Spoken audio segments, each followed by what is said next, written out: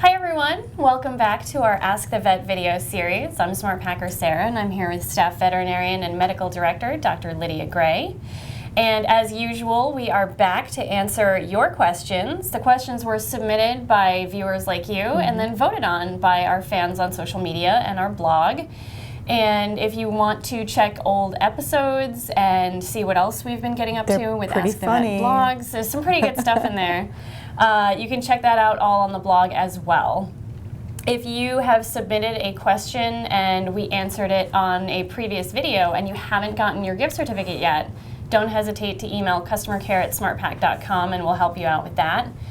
And if you're new to the series, yes, you heard that right. If your question is picked, that's right, you can get a SmartPack gift card. All right, without further ado, let's jump into the first question. Okay. We have Behind Barn Doors on YouTube. Oh, that's the name of the... That's the name. Okay. Asking us, could you imagine if that was a question? What's behind barn doors? Yeah, I was like, I can't answer that. That's not one you prepared for. No. How do you soothe itching for a horse who is sensitive to bug bites? Well, I think the first thing is to figure out what's going on. Okay. You know, bug bites are the #1 cause of itching and actually hives, which are the little bumps and wheals on horses. Urticaria is the scientific word.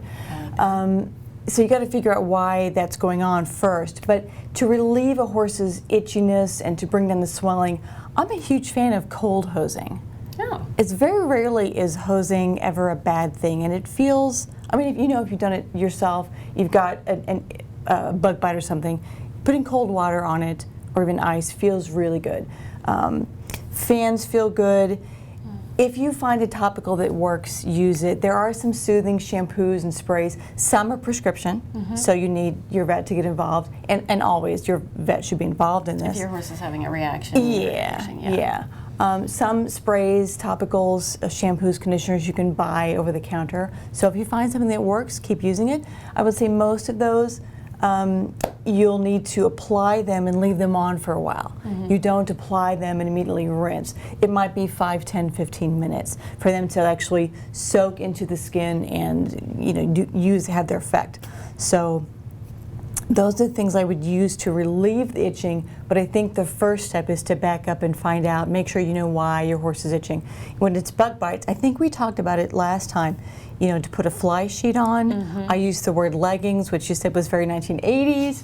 It's accurate. Yeah. So there are ways to reduce your horse's appeal to insects, whether it's from the outside or the inside, feeding them something that has garlic and apple cider and brewer's yeast. And there's also products that you feed through fly control that don't allow the larvae to grow up to be adult flies. So there's lots of things they can do, and it's sort of a multi-pronged approach. All right. Beat those bugs, guys. Your horse needs you. Our next question is from CEP Eventing, and this question was submitted on Instagram. What are some guidelines for when I should ice my horse, and should the hind leg be iced at the same time as the fronts? I feel like I see far less hind leg icing. This question seems easy and straightforward, but I probably spent the most time prepping for it, because whether you ice your horse, like after a workout, is very locational, like geographic. It's very disciplined, like some disciplines do and some don't, and depends on your trainer and your veterinarian. So there isn't a right or wrong answer, it's more of a preference answer. Typically veterinarians ice legs because there's an acute injury, so in the first 24 to 48 hours. To help prevent laminitis, you might ice a foot, following certain surgeries to reduce inflammation. And reducing inflammation is why you would ice any horse, like after a workout, because you're trying to, what it does, if you take down the temperature of an area, is it reduces the blood flow to that area. And by reducing the blood flow, you're limiting inflammation, you're limiting tissue damage, you're actually reining in the inflammatory cytokines. So it's all good stuff, but it's not as common or as accepted as, like, not everyone does it. And I will admit, I don't do it. I'm not an icer or a wrapper unless there is a specific injury. So her question about the hind legs, I think it's because horses bear more weight, you know, in their front legs, and they land heavier on the front legs. The front legs, I think, take more of a beating, so that's probably why more front legs. Particularly based on her name, it sounds like eventing is her game. So. Yeah, and I know a lot of eventers, like after the cross-country phase of an event, there'll be almost every horse will be standing in a tub or using a game ready or some sort of system where their legs are cooled. So I will say it takes about at least 10 minutes to bring the area to a good temperature, to a nice cool temperature. So 15-20 is the total time for icing. You shouldn't put ice right against the skin because you can burn the horse. So there's a couple, you know, tips and tricks and things, and I think find a system that works for you. Ice and water and hosing and muck buckets can be messy, and so that's why people have gone to systems, but they can be expensive. But then there's other ones that all you need is a freezer to freeze a little device. So it's all what works for you, and if you want to do it. All right. If you are looking for an icing system, we do have a lot of them at SmartPak, and they all have free shipping on orders over 75. I couldn't help myself. I know, it's tough. So it's exciting. Elegant Option 567 on that Instagram. Sounds dressage. That certainly does. What are some behaviors you might see in a horse who is uncomfortable with the way their saddle fits? If your saddle doesn't fit, is it bad to get a thicker pad, or is it better to get a new saddle? Well, we work for SmartPak, so it's better to get a new saddle. But with free shipping. Yeah, that question is. At first, I saw it. You know, I'm like. At first, I was like, I don't want them to vote on this, but then I'm like, no, it's still a veterinary question, and so I'm approaching it from a veterinary perspective, which is get a saddle fitter. But so to answer our question specifically, though, the behaviors that you would see can be misbehavior, can be poor performance, and so if I've got a horse as a veterinarian that is not lame but not performing up to his usual standard, or has begun to display some resistance against even being saddled, being mounted, certain maneuvers when you're riding, I will say, let's look at the saddle. There's a whole host of things I want to look at. I want to look at like the teeth. You know, I want to look at just do an overall physical exam and a lameness exam, but a saddle fitting is certainly part of that, because the horse that, you know, pins his ears, turns around as if it's going to bite, even kicks out when you're saddling, when you put the pad on the saddle, when you girth. Some horses are girthy, cinchy, so all those things, they don't necessarily have to be saddle fit, but they can be. Likewise, horses that maybe they used to be able to canter and they're not cantering well anymore, or they're refusing jumps, or they're not doing their spins or turns or barrels, whatever, might be a saddle fit. And you think, but he was doing it, what could change? Horses' shapes change with age and with work. Just like people. Yeah, there was even a study that they measured, they took a tracing, one of those wither tracing devices, and they looked at the horse before work. Then they rode him, I think it was just 30 minutes, and then they retraced and it was different. Wow. So during a ride, your horse's back will change. The part of the question of, can I just put a pad or something? Probably not. Probably get a saddle fitter out to assess, and maybe a new saddle, because think about if the saddle's too narrow, and then you add pads, whether they're, you know, half pads, gel pads, whatever, that's going to make it even more narrow and fit even worse. If the saddle's too wide, that will help, but not all the time. So that's probably not good advice, like across the board. I'm really into saddle fitters. I'm really into good fitting saddles. It feels like, particularly if you're seeing behavioral changes, that's not something that a little bit of a pad is going to fix. Probably not. And it's more of a bandage, more of a thing that gets you through until the saddle fitter can get there if you want to keep riding. So. All right. Our next question is from Alex Dancer Horses, also asked on Instagram. And they are wondering, my friend's horse has passed away due to colic. Which is sad. Yes. Is there anything new for colic in horses out there that can save their lives? Also, how far along are vets in research in finding more cures for colic?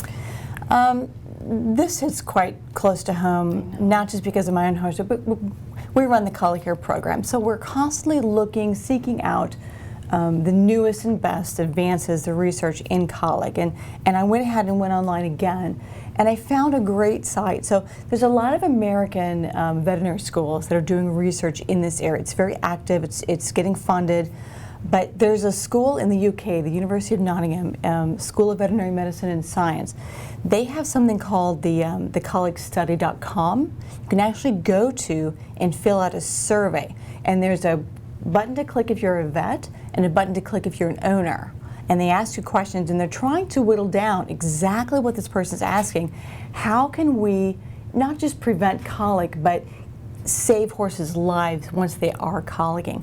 And the number one thing they're finding so far, they've published 3 papers so far, but they've got more in the works because it's an ongoing thing, is that early recognition, early diagnosis, and early referral, if it's a serious colic, is important. So that then depends on both the owner recognizing it and the veterinarian choosing the right battery of tests that will say this is a serious colic that might be surgical and needs to go right away, or this is a medical colic that can stay at home and we'll do treatment at home and it'll be fine in an hour or 2. So the things that make that, help the vet make that decision are pain. How painful is the horse, and how well does the horse respond to painkillers? Heart rate. So a high heart rate, the higher the worse. The absence of gut sounds, and also 2 different parameters of blood volume and pressure, which is the capillary refill time and the quality of the jugular pulse. So those are the 5 things that this research group has found helps the vet the most. So those are the things when the vet comes out, we'll be assessing in your horse. So based on those, sending the horse right away to the surgical facility will hopefully get them operate on sooner and save their life. When you talk about the horse owner, recognizing things sooner in their horse, are there ways that people can get better at looking at that more critically? I know you talk about like journaling your horse's behavior and vital signs and all that sort of stuff. Do you think that kind of thing would be helpful here in helping people really know what's normal for their horse? A couple of things. I think it's important to know your own horse. Like I know in mine, the lip curling is one of the early signs that he does. So even if I see nothing else, if his lip curls, then I begin to observe him much more closely. That's his telltale sign. One of the things this group in the UK has done is how can we get across to more horse owners good information? So they're like, is it client events? Is it webinars? Is it social media? How do we get the word out? Because I think the AAEP has a very good list of things to watch for.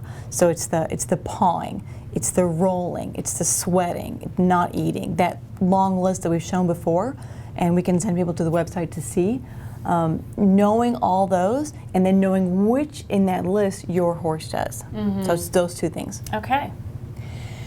Our last question for this month was submitted by Emily, who emailed our customer care team. And Emily is wondering, she recently started riding a horse for her trainer, and the horse has rain rot. His skin is a total mess, and there's no arguing with that. But she feels like people often call any skin issue rain rot. What really is rain rot, and how would she fix it? I think she's said some very honest things there. I do think that a lot of people see anything in the horse and like, oh, rain rot. Rain rot is the term we call dermatophilosis. So it's caused by a bacteria, Dermatophilus congolensis.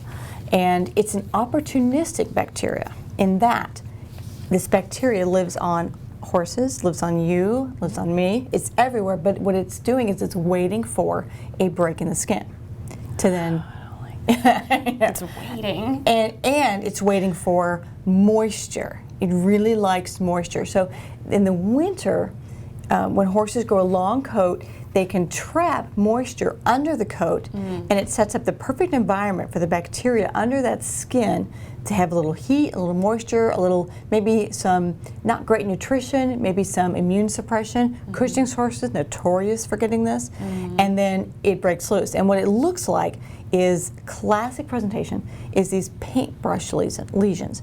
So there's these crusts that are sort of rounded, and they come off pretty easy. They're a little bit painful, but if you pull the crust off and look at it, it looks like a paintbrush in that there's hairs underneath the crust.